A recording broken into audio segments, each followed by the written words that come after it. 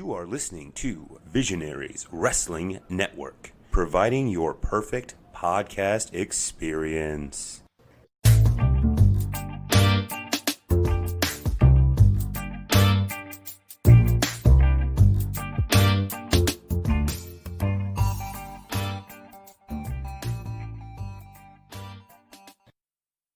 So we have a very special guest on this week's episode, the biggest wrestler ever, Franco Vargo. Thank you, Mason. I appreciate it. You're one of the few people to actually get it right. You know, the biggest wrestler ever. So yeah, I appreciate that. Thank you. Now, I deliberately let Mason go first. One of the reasons we're probably talking to you today is the fact that Jackson and I totally messed up. Not only did we get your name incorrect, we couldn't even remember your name. We went to, and I can't remember which event, I see the February or March. I saw Benjamin Banks was appearing in Delaware, 2 hours away, and it was 3 hours before ring time. I was like, great, we can make that. We can go see Benjamin. And I was like, was that Jimmy Hart? That was the Jimmy Hart one, yeah. Yeah, that was February, yeah. February. And I said to Mason, do you want to go? And his mom's like, he's got baseball practice tonight. So I was like, Jackson, do you want to go? Jackson's like, sure, I'll go. And we had such fun. I just said to Jackson, I was like, do you want to do like a little review and we'll put it on? We're trying to get Jackson involved as much as we can whenever possible. So we did the review, and I think we remember, his favorite moment was, he was a big fan of Chris Masters. He loved the Chris Masters match. He thought that was really cool. And we both apologized for not being able to remember who he was fighting against, which was you. And I try to look back. I can't remember if it was on a tweet or if it was on a direct message, but there was some reference, and your heel character was kicking in on here. I'm going to make sure those little squirts don't forget my name in the future, or words to those effects. Yeah, those little nerds, yeah. I remember, I think he was giving me a hard time about the replay thing the last time I saw him when I was wrestling Ethan Page. I saw you guys down there. He was giving me a hard time about the, I guess he was a fan of the instant replay thing that, so Chris Masters beats me, and then I have Jimmy Hart invoke the instant replay. You guys were there. That's right. And then I beat Chris Masters. Some people say dirty. I think I just beat him, you know. But that's he was giving me a hard time about the instant replay, how I cheated. So yeah, I remember he was there. So yeah, it's one of those cool things in wrestling, though, you know. You see it in sports all the time, but you don't really see it in wrestling. The whole instant replay thing. How they brought it out with the guy holding the monitor, kind of like the NFL does.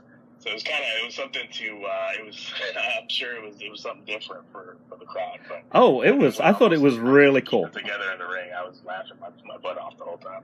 That was a really cool way to get Jimmy involved, and yeah, certainly the fans loved it as well. I thought that was great. So yeah, we deliberately put Mason in charge, because he always gets upset when we go, hey, we always forget Franco's name. And you're like, I've never forgot Franco's name.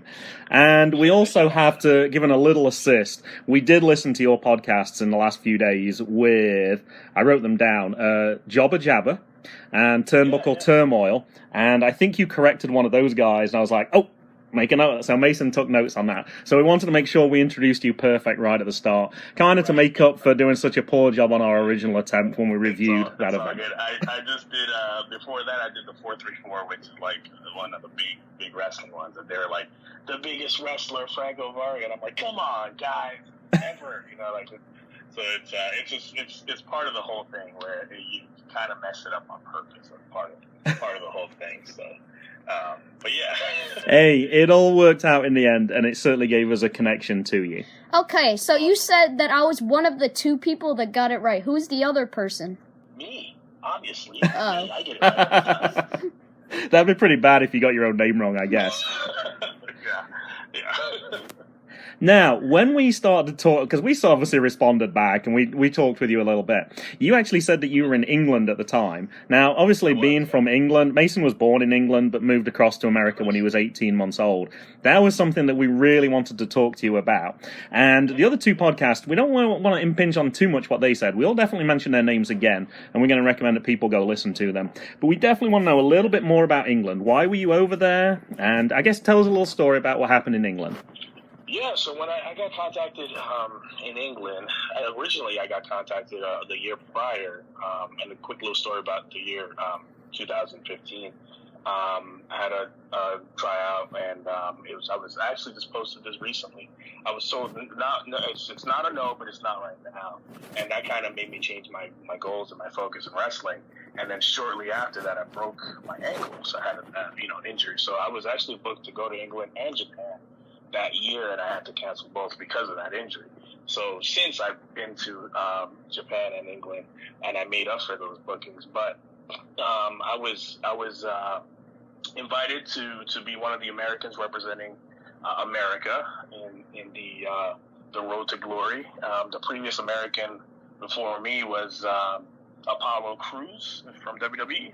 Mm-hmm. You guys probably know who that is. Yeah? Yep. So it was myself and there's a couple guys, Sugar Dunkerton and Maxwell Jacob Friedman. So those are the three Americans that were invited for this tournament that was televised and part of the tapings and all that. So it was like a nationally, globally televised thing. I actually got the Australian tour because of that. Those TV tickets over there. So unfortunately, I didn't win, but that's how I ended up in England. So and then I'm actually going back multiple times this year and next year as well. So. Oh, cool. Now, was it based in Blackpool? I seem to remember you mentioning Blackpool. Yeah, the Blackpool Tower Circus, which is like legendary, as far as so many wrestlers, when I posted it and said, hey, I'm going to Blackpool Tower Circus, blah, blah, blah. So many of the old wrestlers were like, oh my God, you enjoy it. It's one of the greatest places to wrestle. And I was like, oh, I've never heard of that before. Like, me being just young and dumb. Now, I actually know, I'm going to say, I grew up in England, so Blackpool was it's a big seaside resort.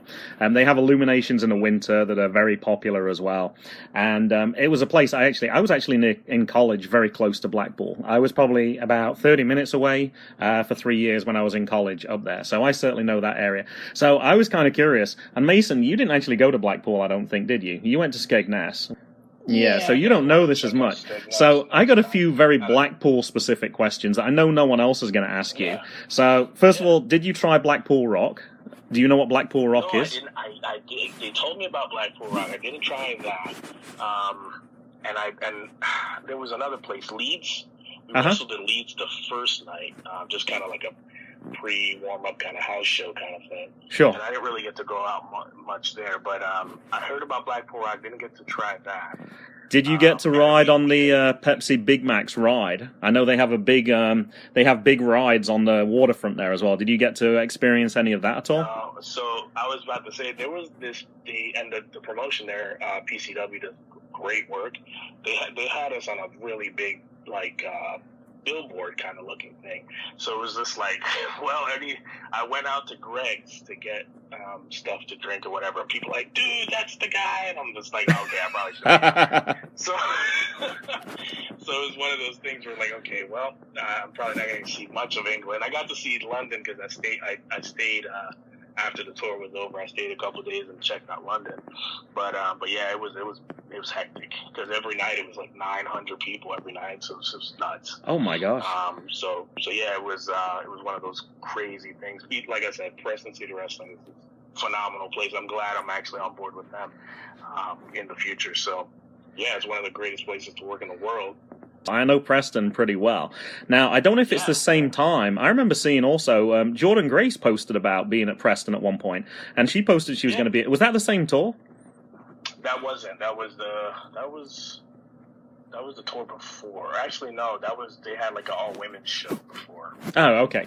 And she was there for that. I'd not made that connection before, but as soon as and I didn't realize what the P was as in terms of Preston, but I remember her posting about that and comments as well. So what about other British foods? Obviously, fish and chips was a staple. Did you get to sample any of the local cuisine? I did get to try fish and chips. That was pretty good. But I'm going to say, as an American, I was not a fan of the food at all. I didn't really food blog too much just because there was like this patty thing that you guys put the soup inside of, and I was like, what is this? So every night I felt a little disappointed with the food in England. It's not that good. That's what I was told, yeah. All right, now we're going to build this story up a little bit. I'm dominating to begin with because Mason isn't really in the picture at this point at all. And we missed the show in April in Harrington where Jack Mason was going to come because Benjamin Banks was he was less than 30 minutes away from us. So we wanted to go see that because it was a little bit closer. And it was a new organization, UCW as well. So we're always trying to collect different promotions as we go along. Mason, you started to catch up on some of the stuff on YouTube because you can watch the events on there. So you were kind of up to date. And you told us after we missed I have a major announcement I can actually leak, and you guys will be the first ones to know about. So I'll tell you in a little bit. But go ahead. Oh, okay. So you told us the fact that we missed the one in April, and I know that Infinite Pro goes to different states. I know it goes to Ohio because I know I've seen it in Columbus a few times, and I want to say also West Virginia as well. So it kind of rotates. West Virginia, North Carolina, and then it's actually adding Yorktown, Virginia next year. So nice. We made that announcement. Yeah, so that's already out there. Ooh, that'll be really cool. Fridays, so that might be good for you guys. Ooh, that would be good for us. And you told us, since we couldn't make that one, you told us about the event in June where you were going to be fighting Ethan Page. We were big Ethan Page fans. That got our attention straight away. We're like, whoa. I used to live in North Carolina. It's where I first moved to the States, so I'm always happy to do a trip back to North Carolina. It was the first week of the summer holidays, so I said, boys, road trip, let's do it. Put it on the calendar, and then that's kind of the next step, really. So, Mason, anything that you want to bring in at this point then? So this was actually NEW, and I always get this mixed up. Is it Next Evolution Wrestling? Yes, Next Evolution Wrestling. Whew. And then a lot of people get it confused. I'm the Evolution champion, so I'm not the new champion. So it's a weird thing, but yeah, Next Evolution Wrestling, and the championship is the Evolution Championship. So, yeah. This is where you come in. This is your moment of fame here. Do you want to talk to us about that event a little bit, and then ask Franco a question as well? Okay, so we went over to talk to Ethan Page first for a little bit, and then... Hold it. I actually have a question for you, man. A couple questions here. So one, why'd you go to Ethan Page first? I'm your boy. I thought I was... Never mind. And then two, I heard you guys were pretty split. I heard you guys were rooting for me and rooting for him. And, what's going on with that? So the first question, we went over there for an autograph for a friend. For a friend, and I didn't see you out there at that point. And then we just started talking to him, and then we got an interview with him. And for the second question, we split because I was rooting for both of you guys, but I didn't have any Franco things but my band, and I was wearing that the whole time, but I was wearing my Ethan Page shirt too, so... It was kind of funny. Jackson had... What did Jackson have on? He had something... Oh, he had an Ethan Page pin on. Yeah. And he also had your band on. And once your match actually started with Ethan Page, he insisted I take the pin off. He was covering it with his hand. I'm like, what are you doing? And I was like, he's like, I don't want Franco to see that I'm wearing an Ethan Page pin. So he was definitely rooting for you. And he was like, oh, Franco will be really upset if he see that. Which was really cute of him to do that. You got to make a decision, man. You got to make a decision. It's me or Ethan. You got to have us both, man. One or the other. No, Ethan, that was a fun match, and I'm glad you guys came out for that. I know there were some hectic things that happened that day, especially the venue got changed the same day. Yeah. So it was kind of like one of those crazy days, but they still made it, happen, and we made it happen as far as the match. And I wasn't out there in the beginning. I had an interview for the newspaper guys in the beginning of the day, so I was kind of tied up with them. So I know you guys didn't see me for a while until intermission time. Yeah. But yeah, I saw the interview you guys did with Ethan on the vlog and everything. So he's a great guy. I've known him for a little while, and he's just we wanted to work with each other for a long time. So we just made it happen. Now, we didn't realize at that time, when we were talking to Ethan, that you knew him that well. We obviously knew you had a match against him that day. And when we came to talk to you at the intermission, you mentioned that you knew Ethan, and we didn't kind of know to what extent, but... Well, after watching the vlog, we obviously found out a little bit more. I think you got another follow-up question, right, Mason? What happened to your car? What do you mean? Ethan said your car caught on fire. No. So, not our car. A car. So we were driving. We were actually supposed to be there around 11. We ended up being there around 1 o'clock because the traffic was so bad. And it's because someone's car blew up on the road. So it was caught on fire. and we were trying to get pictures like everyone else was, and we were like, what are we doing? We're slowing down traffic. So we just kept going. But no, my car's totally fine. I use that car just for wrestling. So that car's totally fine. Whew. Yeah, as soon as we saw that, we were like, we have to ask about that. Because first of all, it was interesting. I watched the video first with Jackson, and I was like, oh, that's Franco. And it took me a few seconds because I didn't realize that he'd driven in with you. In my head, I thought he'd flown from sort of, I don't exactly know where he flies from Toronto, probably, I'm guessing. And I assumed he'd landed in Raleigh, and then he got a car from Raleigh. So I didn't know that you guys had driven down. One of those weird things where, I was already I come down from like Philadelphia area. Mm-hmm. So there was nothing going to Philly. There was nothing going to fucking Raleigh. So we were just like, why don't we just go to DC and I'll meet you there? So that's what we did. Yeah. So it was on the way for me, but it was kind of like with traffic, it was turned into like a long day. Whew. Well, as long as you were okay, we were. And then I showed the video to Mason later, and I didn't say anything at all. He took forever. He waited, almost the caption came up, and you're like, "Oh, that's Franco." Yeah. So that definitely added something to that experience that we didn't know about at the time, and that was like, that's like 3.5 weeks later that we found that. All right, anything else you want to ask from the North Carolina event, Mason? Do you know what happened to the change of venue? So from what I heard, it was kind of like a contractual thing where it was just nothing. The promotion did everything they could. They actually did everything right. It was the building. The building was just being unprofessional as far as they wanted a new contract, and they never told the promotion, but they were kind of just. So they just needed to speak up, and the promotion would have done whatever they wanted. Mm-hmm. But they just kind of felt like the promotion was supposed to read their minds or something. So it was kind of a mix-up, and it was too late. By the time they came and opened the doors, we already had, moved everything to the other venue, so it was, too late. But it's a good business lesson for anyone, Absolutely. If you have any reservations, just talk about it. We're all people. You shouldn't have to. If you got to do business with someone you can't talk to, you shouldn't be doing business. And it was funny because my phone is so old that I have to constantly put it on Wi-Fi mode, save the battery. And we went for lunch, and I'm looking on Twitter just to post a couple of pictures we'd taken. And luckily, that was one of the first things that came up. Somebody posted, "Hey, look, change your venue."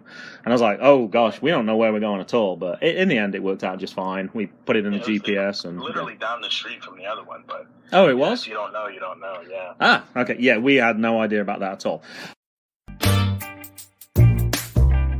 All right, let's go back to Infinite Pro for a second. All right, Mason. Sure. So you watched a couple of the matches to kind of get up to speed with that. So Carlito and also Jace Thorne. All right, questions from that? Yeah. How did it feel to wrestle Carlito? Yeah, it's not cool when you get spit in the face with an apple. And I'm not a fan of apples. It's not my favorite. If you've seen all the Eat Like a Man's blogs that I've done. And I prefer bananas and other things like that. You can eat like a man, but not apples. So that, that's kind of. But it was cool. It was one of those things where I actually wrestled for his dad for 3 months in Puerto Rico. So we already knew each other and stuff, and it was our first time actually wrestling and stuff. But we already knew each other, and it was one of those cool things that to see him, and he's actually in better shape. I was giving him a hard time that night because he's in better shape now than he was on TV. So I'm like, man. But no, yeah, he's he's a great guy to work with. Super cool guy. Regardless of the pun, he's actually the coolest wrestler ever. So yeah, he's super cool to work with. So yeah, nothing but great things to say about Carlito. And I don't think it was anybody that you knew, Mason, but I recognized him, and yeah, I haven't seen him in years, and I knew straight away who it was. You could tell he's aged really well, that's for sure. I knew who he was. I have an old DVD, and he's on it. Okay, and I obviously knew the apple, because you didn't know the apple part. Yeah, I did it. So I knew that was coming, but I think everyone in the audience probably knew that was coming.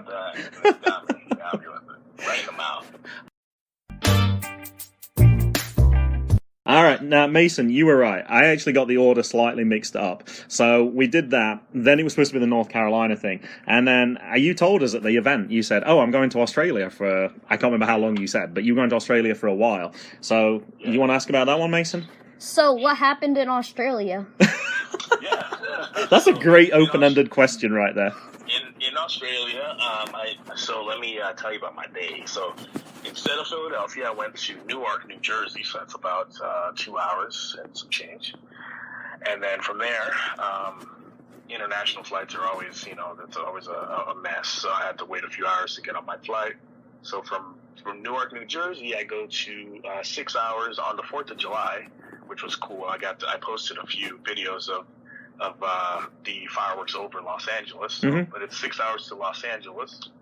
And then from there, I did It Was Me Baby, because you kind of have to, right? You're in LAX. Yep. And then from there, it's 15 hours to Australia. And I'm a big guy, man, so those little seats, they just get a little bit annoying. So after that, I had to get on a smaller plane to start the tour in Queensland, Australia, where Toni Storm is from. You guys know Toni Storm? Absolutely. So she's from there. And I actually stayed with a few of her friends and stuff, and then they showed me around. And then we just, in between all the matches, I got to see the original movie land for DC Comics. I got to do that. I got to do the kangaroo petting. I got to pet a koala. It was phenomenal. But yeah, I defended the Infinite Pro Wrestling title in Australia versus Scorn 3 nights, and then I did a bunch of sightseeing. I did we finished in Sydney, so then I got to see the Sydney Tower Eye and the Opera House and all the things that you got to do. Cool. When you're there. So yeah, it was a great time. They want me to come back in December, so hopefully we'll see if we can make that happen. Nice. Yeah, I saw the pictures, or we all both saw the pictures of the kangaroo. And the Nice, day before we actually got to you, we were actually at a county fair, and they had a petting zoo there. And we got to pet the kangaroo as well. So Jackson, that was definitely a relatable moment for Jackson as well. Oh, nice. They had a kangaroo there? They did, yeah. I've never stroked a kangaroo before. I was like, whoa, at a petting zoo? I expected like a goat and a sheep. They had that's awesome. They had a really weird one. They had a kangaroo. They had a porcupine there as well. I don't know what a porcupine. We never figured that one out, but. Yeah, I've never seen a kangaroo in the States. Like, I've even asked about it, but you got to go to Australia, they say. So I went. So how do you deal with the time difference in Australia? Oh, I don't. I don't. I'm the worst. Oh man, I feel like such an old man. So Mason, when you get old like me, I'm 30 now, so it's like all downhill from here, right? But, it took me like 2 days to recover when I came back home.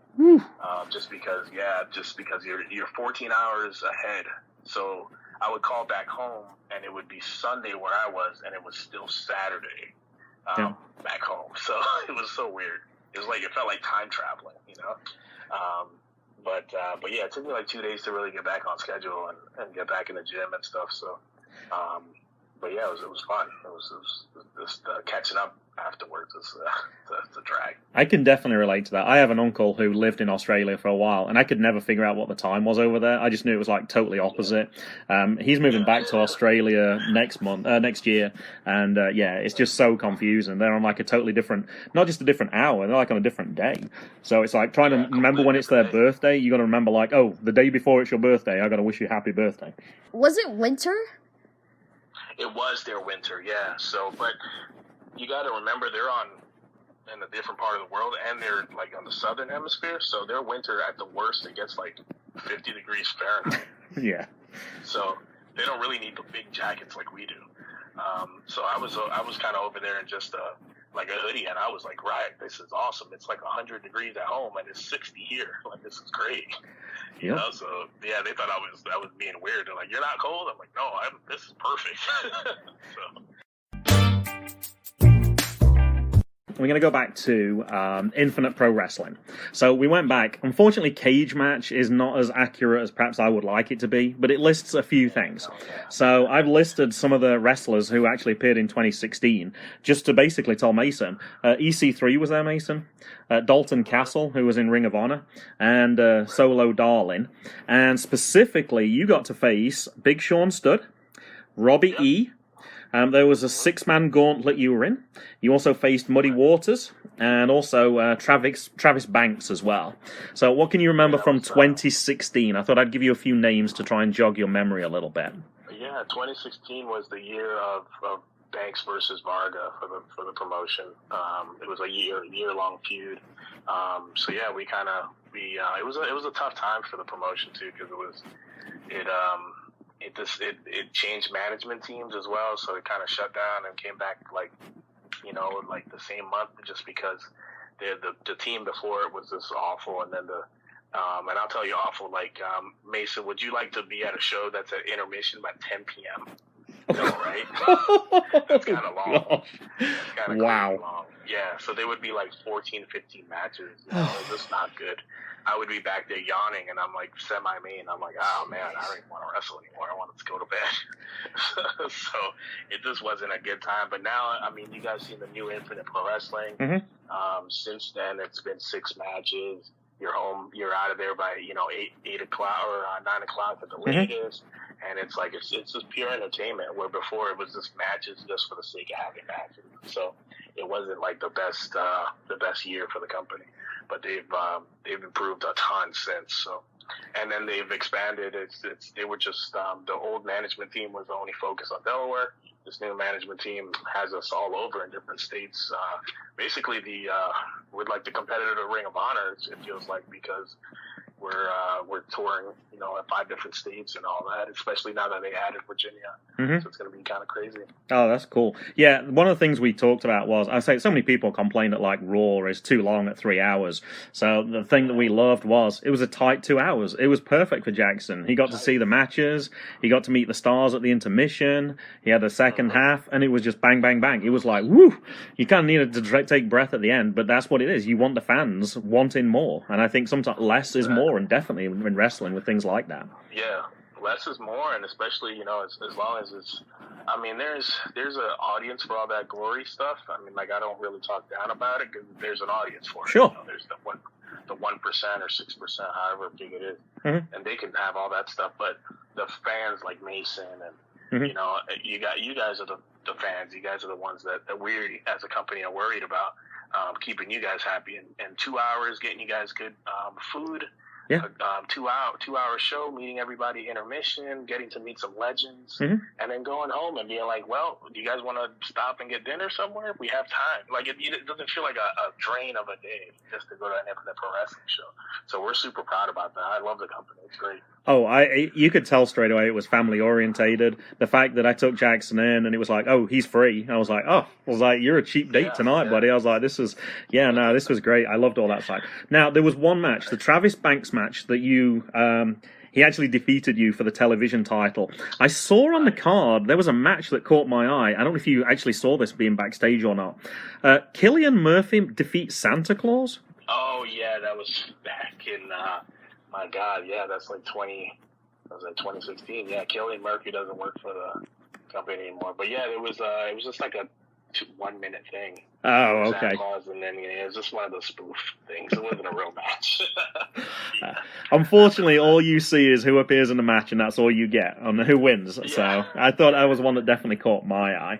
All right, Mason, you got 2017? Okay, so in 2017, you tagged with Tony Atlas? Yeah, Papa Tony.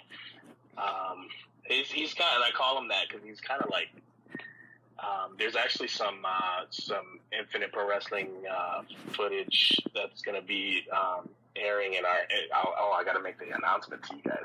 I just sent a text to make sure it's okay to leak it to you guys, so it's totally fine.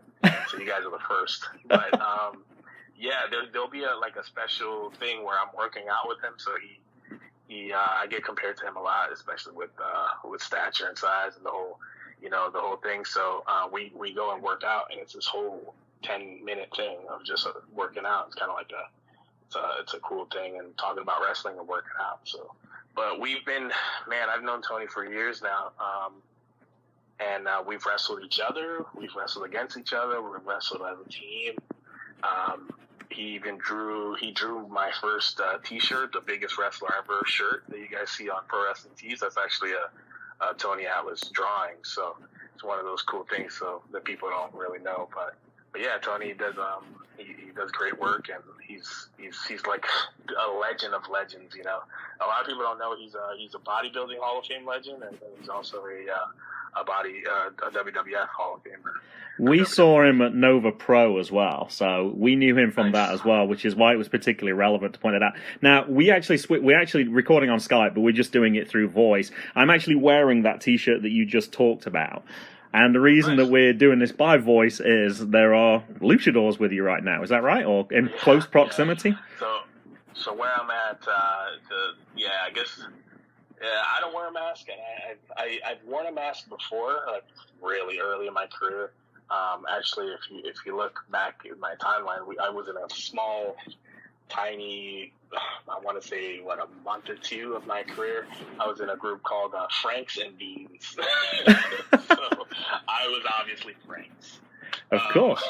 So I don't prefer the mask, but I do respect it, and I just let them know I'll be in this room, but I know there's things in here that they might have to get to, so I just don't want to catch any of them without their mask on. So I'm glad you mentioned that. Jackson had to go to swimming class, but I asked him before he left, was there any questions that he wanted to ask you? And his question was, it was something to do with tag teams. I think it was basically, who would you want to have as your tag team partner? Wow. Is there like an idea? And I've not even thought about this. Is why we have Jackson on. He has a totally different perspective than what we have. So we've only seen you as a single artist. So I thought that would be a good one to ask as well. Wow. If I had to be anyone, is it like anyone now, or is it?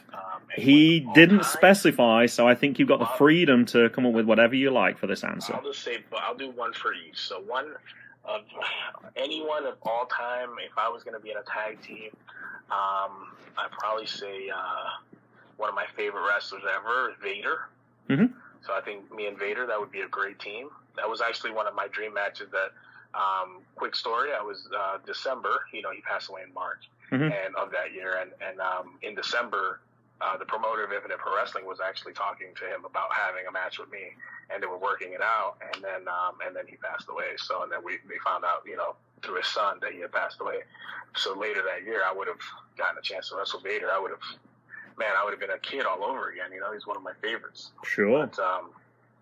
But I think of all time, that would be my tag team partner for sure. And then I guess today, and people active today, I think me and Brian Cage would be a hell of a team. I think that one. Oh, definitely. We'd probably be unfair. So I think, I think me and Willie Mack, that'd be a fun team. That would be good too. Willie Mack or Brian Cage. I think that was Jackson's advice. He said you wanted somebody big on your team. He said you should have a tag team and you should have somebody big on your team. So I think that would definitely meet his requirements. But Brian's one of the few people that makes me look small. I don't know if you guys saw the X Division title match that me and him. Well, that was just going to come up. So Mason mentioned Tony Atlas in 2017. Also, you tagged with D'Lo Brown, Thick Vic, and BLKGs. As you move on to 2018, you had matches against Ty Awesome. Also, Victor Griff. I didn't realize that he was a singles person as well. I thought when we talked to Benjamin, he said it was his debut at Infinite Pro. So I guess he meant it was his tag team debut. June 2018, you won the title. You also had matches, and this is where Mason's eyes started to widen. You beat Michael Elgin. You also faced Brian Cage for the Impact X Division title, as you were just about to say. Well, before Michael, that was my first title defense. Before Michael Elgin, I beat the Bullet Club member Chase Owens to become the champion. Oh, I have Chase Owens written down, and I didn't make that connection. Yeah. We talked about Chase Owens before, and I'd forgot that he was in the Bullet Club. Yeah, we were in the finals for the title, and it actually was going to be Chase Owens, and then next thing you know, I beat him, and it was a shocker, And then I've just been on a tear since. So Chase Owens, and then Michael Elgin, and I forget what the order was. But you go ahead. It was Ty Awesome, Victor Griff. You had beat Joe Pace in round 1. You then tagged with Chase in the semis, and then you beat him to become the champion. Michael Elgin, Brian Cage, and also you beat Simon Grimm. I presume that's probably in the December match. That was the last one I have for. Yeah, that sounds. That's a pretty impressive 2018. Yeah. And that's just for one organization, obviously. This is just Infinite. Stuff sprinkled in. I toured with Ron Simmons for 30 days that year. I also let's see what else we do in 18. I did All Japan Pro Wrestling in 18. So a few things in 18 that were pretty cool.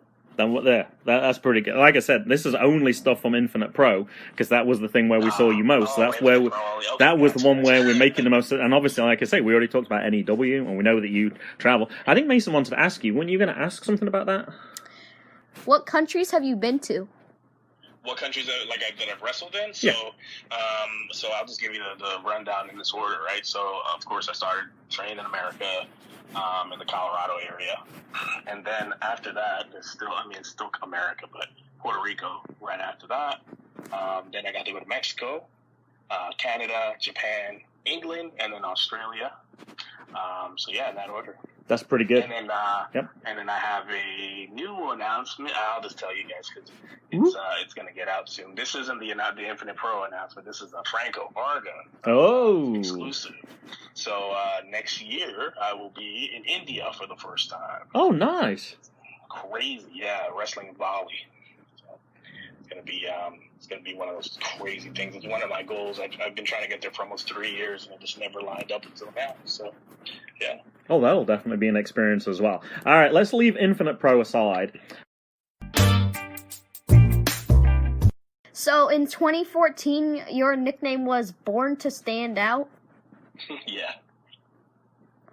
Born to Stand Out, just because I was super new still. I was only like 2 years in at that point, and I was just doing everything to stand out. I was wearing outrageous colors, and man, it's just one of those things like when you grow up in wrestling and you look back and you're like, oh my god, I really did that. So that was kind of like the nickname that stuck with me. Born to Stand Out, and there was some cool shirts and some cool merchandise out of all that. But yeah, that was who I used to be. So what happened with CZW in 2016? So CZW, I just worked for, had a few things with them, but I mean, it just kind of wasn't right. Like, you know, they do a lot more of the hardcore gore kind of stuff, and I just didn't fit. This not a fit for me. So it's not the style of wrestler I want to be. But I mean, nothing against the gory and the more hardcore stuff, but it's just not the crowd that I want to be in front of. Yeah, that's fair enough. We saw, like I say, we looked through the rest of Cage Match to see what stood out. We saw another match with Victor Griff, so obviously we know that you know Victor Griff way better than we'd realized before we started. We said we would like to interview you. Eric Royal as well in Fusion Pro Wrestling. Eric was at our local organization where we're actually going to be doing our review on Monday for Flying V. Have you wrestled Eric before? I have, yeah. Eric's a great guy.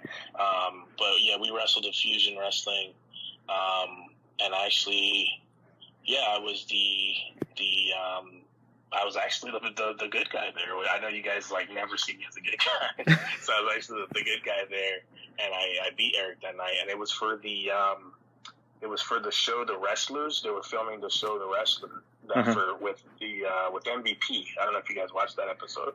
You know MVP. I remember you Eric backstage. Oh, nice. Putting our match together in that episode, so they kind of really broke it down and showed you backstage and all that. So, yeah.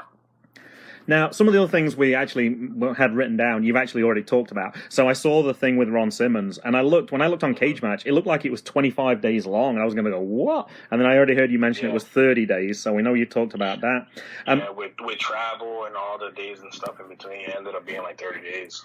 That sounds pretty hectic, because normally wrestlers, when I think of wrestling, I think of Friday, Saturday, Sunday. That looked like, as far as I could tell, was it like wrestling midweek as well? Was it literally 30 days in a row? It was almost every day, yeah. It was literally, I think it was a travel day in, and then there was a first off day, and then there wasn't another off day for like 3 weeks, and then there was an off day in the last week. And then that was it. Yeah, so it ended up being close to 30 days. Wow. So yeah, you're wrestling every day: Monday, Tuesday, Wednesday, Thursday, Friday, Saturday, Sunday. So man, that's a busy schedule. Yeah, it was awesome. And I was riding. So the team that we were riding with was myself, Ron Simmons in the shotgun seat, and then Too Cold Scorpio. I don't know if Mason will know that name, but Too Cold Scorpio. So that was kind of like, my wrestling dad and my wrestling uncle. I'm like, oh great, I can't do anything around you guys. So, but it was fun. It was super fun. So at the end of the tour, I was like, I don't want to hear another dams for months. So when Too Cold Scorpio came to Nova Pro and he was like walking around giving high fives, and then he ended up just raising my arm like I won a match. Nice. You're lucky he didn't make you dance. That's what he does. We saw him dance. I seem to remember, actually. I think he was fighting Eric. Come to think of it. Yeah, I think he fought. It was a really good match against Eric Royal. And that was another name I remembered from very early on when I started watching wrestling when I came to the States. Now, there's one person from that tour that really stuck out to me. It was somebody you were involved with. He was on your team in an 8-man tag team. The Math Magician. Now, that doesn't sound like a wrestler to me. What can you I'm not familiar with that name. Can you tell me about that guy? Yeah, the Math Magician is awesome. So he's a luchador, so a masked luchador that's a math teacher and is good at math. So that's kind of his thing. Is he does all of his flips and all that, but he does all the math and all that beforehand, so it's always perfect. So it's definitely different to watch. And Mason's laughing at me right now, and he's pointing at me, and he's like, "Yeah, that sounds like somebody I need to look into a little bit more." That the nerd in me right now is really appreciating that. Yeah, I think that's somebody I need to look up. That's what I thought. Yeah, Math Magician is awesome. He's like more based on like the Midwest area, New Breed Wrestling. I was just on a show with him at New Breed Wrestling in the St. Louis area. So yeah, that's where he is. Great guy. All right. Now, we know that you're actually in Mexico right now, and we know that you also talked about it a lot on Turnbuckle Topics, so we're not going to rehash all that. We'll mention that name again at the end, and we'll put it in our episode notes so people can go look at that. I know you have a follow-up question, though, Mason, because it was talked about a little bit whether you were going to be a heel or a face when you were actually there, and I think you were told that you had to be a face. Now, one thing we did talk about, because you just mentioned as well that we hadn't seen you as a face, we got totally thrown by that. We assumed, because I know Ethan Page can be a heel, but he can also be a face. We just assumed that Ethan Page was going to be the face, and you were going to be the heel. And then when he came out and started insulting members of the crowd, we were like, oh, Franco's going to be a face. So it was kind of interesting. That's awesome. Yeah, that's cool that you guys. I mean, you couldn't even imagine me being a face, but yeah, they like me there. And whenever I travel and do anything for TV, I'm always the face. It's like it's like the gift and the curse they call it. Because I'm actually a better baby face than I'm a heel. I'm like more of the funny heel. I talk a bunch of trash and then do some cool moves, but at the end of the day, it's like it's all about the other guy. But as a babyface, it's more on me to, it's naturally is what comes to me, and that's what I'm good at. So, so whenever I know if you guys if you go watch Preston City Wrestling, you'll see I was a babyface during all of the TV tapings and stuff. And I'm like one of their new fan favorites. They just had a poll, one of those poll things. So I was like a fan favorite. So it's like definitely the writing's on the wall. If I ever settle down and pick up one of the big companies to settle down with, I'm probably going to end up being a babyface, which is, it's fine. I understand. So we know that you can obviously do both because we've seen that, but... So what do you like better? So, personally, I love the heel, the biggest wrestler ever heel. The character itself is based on a lot of things. But it's pretty dynamic, and it's just fun. It's fun for everybody, not just me. It's fun for the crowd. That's kind of what I wrestle for, the crowd. So yeah, it's fun, and people just hate that guy. You always want to get people's energy out by reminding them of somebody they just didn't like. And plus, I'm not the tallest guy. I'm actually 6 foot even. Mm-hmm. So whenever you think of the biggest wrestler ever, you think of someone like Andre the Giant or Baba, or even like the Great Khali. So for me to make that claim, it immediately makes people really angry. So I just love that character. But fun wise, I think I love hanging out with the kids and all that, and doing this stuff as a baby face, and the Big Papi stuff whenever I'm a baby face. And it's just fun. So I have a lot of fun. But if I had to pick, I'd probably be the heel. Yeah. Okay. Now I just realised when we started watching Benjamin, he was 5-0 when we watched him to begin with. He won his first 5 matches that we saw him at, and he was a face for that one.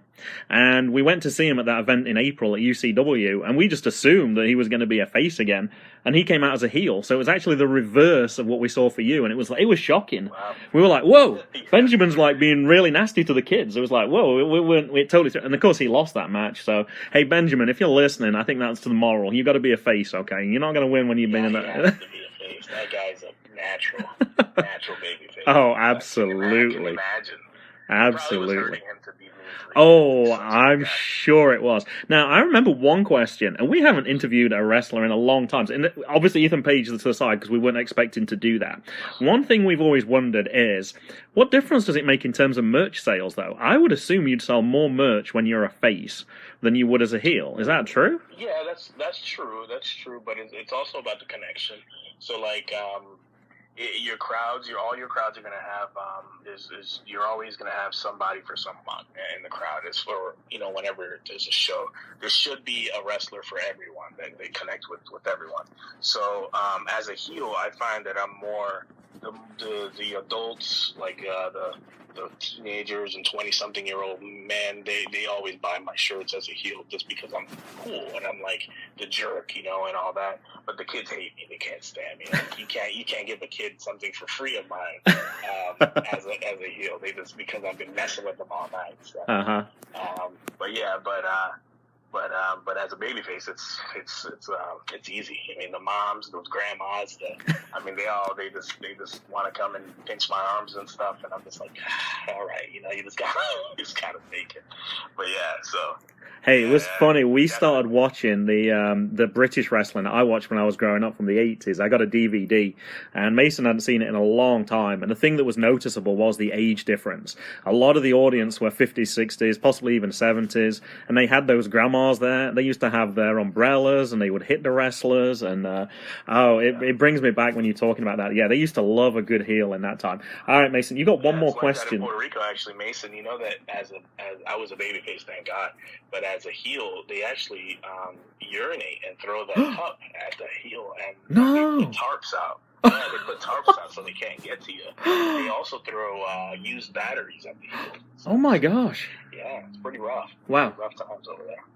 So I read Mick Foley's autobiography, well, some of it, and he went to Nigeria, and apparently now he was like bleeding a whole bunch because he was a heel there, and the fans just attacked him, and then the wrestlers had to bring him into the back so he could like not get attacked back there. He also in Nigeria, if you get pulled over, the police can take whatever they want from your trunk. Oh, that sounds a little corrupt. Wow. Yeah, you might not want to put that on the Franco Vargo World Tour by the sound of it. Off the list right now. But my question is, can you speak Spanish? I can, yeah. That's why I'm here. That's why I'm here in Mexico today. Is Spanish, yeah. This is my second time here with this group, and yeah, I speak Spanish because I'm Puerto Rican. I know a lot of people ask me, like, what are you? I'm American, but ultimately, if I had to really sum it up, I'm Puerto Rican. So yeah, I do speak Spanish. So when you're going to fight in India, do you know if you're going to be fighting with Indian wrestlers? Yeah. There'll be some Americans too because it's a pretty big tour. But yeah, there'll be mainly. I hope I get to work with the Indian wrestlers. I'd hate to go all the way over there and wrestle people I already know, like Chris Masters. Oh, sure. I guess so. I think the reason that we were asking the question, and Mason asked it to begin with, if your answer would have been no, is, I guess, do you have experience of having a wrestle match with someone who doesn't speak your language? I guess that's kind of where we were heading towards. Yeah, in Japan, it was just like that. It was actually a funny story. The last day I was there, I got to speak with a guy who did, they send them off on the little journeyman things, and he spoke Spanish and Japanese, and I spoke English and Spanish, so we had the best match I had there was with him, because we could actually like fully communicate and really guess. But it was fun just because it keeps you on your toes, and it's one of those things that I was just like, well, it's not a huge company, and it, like there was still really good numbers as far as attendance and stuff, but it wasn't like New Japan or nothing. But it was one of those places where you learn the culture and you get to experience their whole thing. So I wouldn't have given that up for the world. It was one of the best experiences of my wrestling career. Of course. Now, coming up, unfortunately, we're going to miss a lot of the, well, when I say we, as a group, the MGB is going to miss a lot of your events. The NEW event, I know that we're going to be in Ohio, and when you're going to be in Delaware, Mason's still going to be in Ohio. I'm going to try and get there, and unfortunately, when you leave Delaware, the next event is going to be in Ohio, and then about that time, though, Mason's going to be back in Virginia. So I know coming up, you've got matches against Jonathan Gresham, and also I saw the Christ brothers as well, Dave and Jake Christ. I think that's in September, I think it is. September, yeah. Have you fought any of those people before? No, it'll be my first time with Jonathan Gresham, and then Jason Kincaid as well. We don't want to forget about him. Oh, of course, yes, in NEW, yeah. That's another big match for NEW. But this might be the time to do it then, since you guys are missing some of the events that I'll be on. Drum roll, please. Hold on, here it is. You ready? You're gonna add the drum roll. All right. So Infinite Pro Wrestling has signed a contract with Twitch Prime, and they're going to be airing all pay-per-views and all weekly events on Twitch directly. So you guys can watch it live on Twitch for free. Hey. No more pay-per-views, no more $4.99 for the pay-per-views and none of that. It'll actually be on Twitch Prime, and all you got to do is subscribe or actually just go on there and get it for free. So it's going to be huge. So once that gets out, I mean, it's not out officially, so you guys are the first ones to hear about it. Perfect. Oh, that'll work great. Well, this will be an hour, and it won't be just the events because they're going to be doing those TV tapings in Virginia. So they're actually going to be doing TV tapings in Yorktown, Virginia. Nice. So they'll be sprinkling in some of the live events with the TV taping stuff. So it's a really cool dynamic. All right, I think that's all of our questions. Franco, so much for your time. I'm going to say, we know that we took you away from the beach. We know that you got wonderful weather down there. We really appreciate it. Can you give us all your social media information? And I think that there's a T-shirt site as well. I should mention that one as well. Can you give us all that stuff so people know where to find you? And I can put it in the episode notes then as well. Yeah, for sure. I always keep it super simple. So it's Facebook, Twitter, Instagram, at Franco Wrestles. So FRANCO, and then Wrestles with an S. And then ProWrestlingTees.com/Franco. And then the FrancoWrestles.com is actually coming back up. And if you just go to FrancoWrestles.com, you'll be able to go to everything. And it'll just direct you to everything. So, and then, yeah, all the new T-shirts are on there. Exclusive merchandise is actually going to be on there soon. What else? We got some then definitely follow Next Evolution Wrestling, AML Wrestling, and Infinite Pro Wrestling.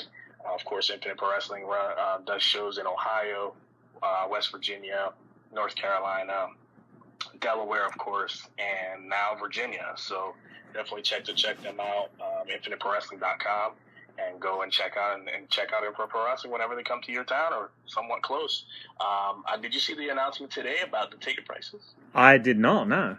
Yeah, so Infinite Pro Wrestling just got a huge sponsor, and the sponsor came on and said, okay, I'd love to pay whatever I want to pay half of the entire season and give that back to the fans. So now normally the front row tickets are $20. Mm-hmm. Now the front row tickets are $10 online only. And then Wow. general admission normally is $10.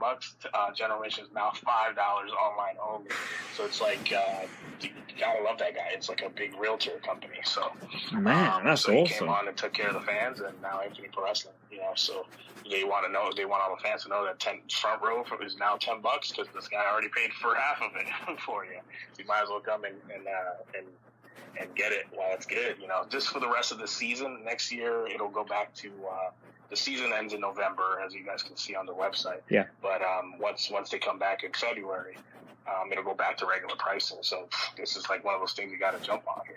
Absolutely. Well, like I say, even for a 2-hour drive for us, the prices were so good that we could factor in the price of gas, and it was still a good deal. So, yeah, people definitely want to, if you're a local, or even if you're looking to travel that couple of hours, I would say that it's definitely worth doing that, certainly now, and go check out that website. All right, once again, thank you so much, Franco. We really appreciate your time, and we wish you all the best for Mexico, and hopefully I'll catch you in Delaware soon, and then hopefully the boys will catch you soon in Virginia. Yeah, gracias. Thank you. Thanks for having me on. Again, like you, Mason, and just you guys are just awesome. Thanks for coming out and seeing me live and all that, and giving me a hard time. So I really appreciate it. I'm glad to be on the podcast. I'm glad I took the time to. And the beach is not that important to me. I just went out there because it was walking distance away from where I'm staying this weekend. But if not, I just normally, how I feel about the beach. I only go to the beach at night, but it's right across the street from where I'm at, so I might as well go check it out. It's goodbye from me. And it's goodbye to me. And it's goodbye from them. Goodbye.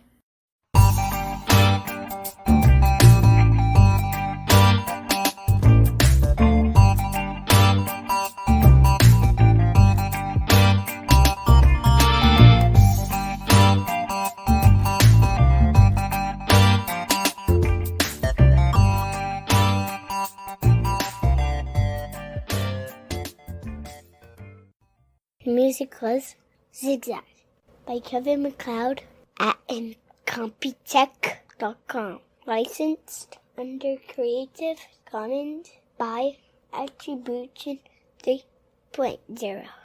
http://creativecommons.org/licenses/by